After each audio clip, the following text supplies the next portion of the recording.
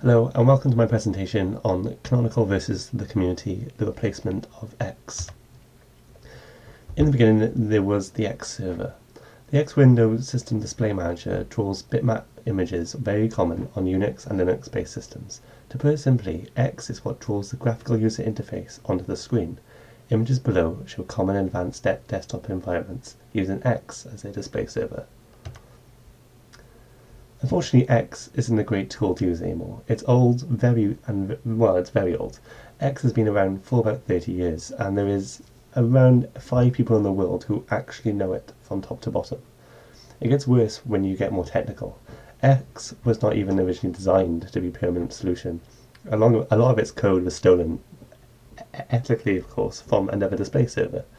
X has become a much larger beast than it was originally intended back then. And you can see below is from June 19th, 1984, was the original email announcing X. X is very dated, bulky, and it's been hacked to death, incomprehensible, and it's a mess. And it has to go. And it isn't just me who argues this. The Linux community, in general, also agree that it has to go.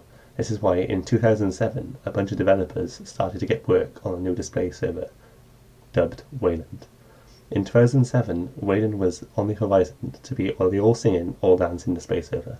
It didn't need to be hacked to run anything. It would have less vulnerabilities from the start than X, and would run at a far better performance.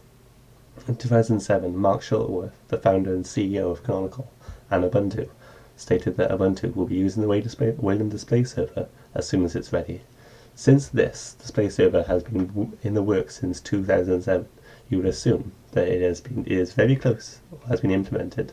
Well, that simply isn't the case. Wayland is way behind.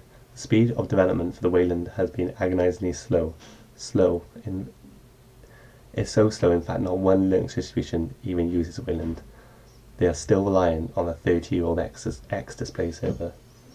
With Wayland seeming like it was going nowhere anytime soon, and it was looking like X was staying the unmovable king of all display servers, Canonical took drastic action to ensure they had the replacement soon for X. Incoming Mir. Canonical announced their Mir display server in the beginning of January 2013. Their aim with the display server was to implement it across phones, tablets, desktops, and TVs.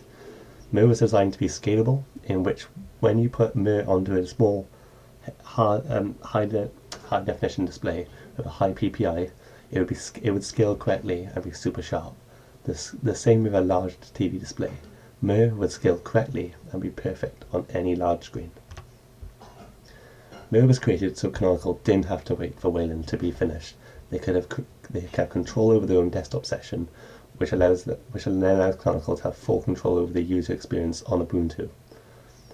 Whereas as the reaction from the Ubuntu community in general, press feedback was good outside the Linux community, but the Linux community didn't take the news so well. Many critics would argue that because Canonical have created their own display server, it has caused fragmentation inside the Linux-based systems. They would go on to argue that anything created that wrote to the Mir display server would not then work under Wayland. This ruins the perfect union the Linux/Unix desktop had between all Linux distributions. So is Canonical being evil with this? Canonical, after all, are a large 1600 plus company using Debian as their base and using the Linux kernel to create their own desktop environment called Unity. It is fair to say that such a large corporation, is it fair for a large company to fragment a free and open source community just so the product is what they want it to be? Nvidia and AMD both support X display server with closed source graphics and have yet to create even a Wayland graphics driver, never mind a Mir one. But apart from this, it's not all as bad as it seems. Just like everything else Canonical creates, Mir is open source. Anybody can take its code, mess around with it, and redistribute it for free. Canonical have even publicly stated that because Wayland developers are taking so long to create Wayland, that everybody should just use Mir as the new display server. Because Canonical are behind it, they have more driving power than all the Wayland developers. According to Canonical, Mir is far more advanced than Wayland anyway. Creating Mir was in Canonical's eyes a fantastic idea for them and the community. The greater Linux community was not too keen on taking up Mir as a display server. GNOME, KDE, Elementary, and many other large distributions of Linux opted to stick with Wayland as the inevitable replacement for the X display server. In fact, since the announcement of Mir, Wayland developers have dramatically increased Wayland's development. We are expecting to see some signs of Wayland at the end of this current year, 2014.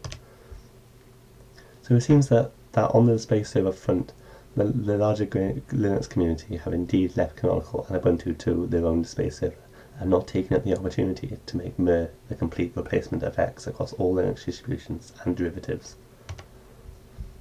So, was it ethically correct for Canonical to create Mir? I personally believe Canonical creating Mir was a good thing.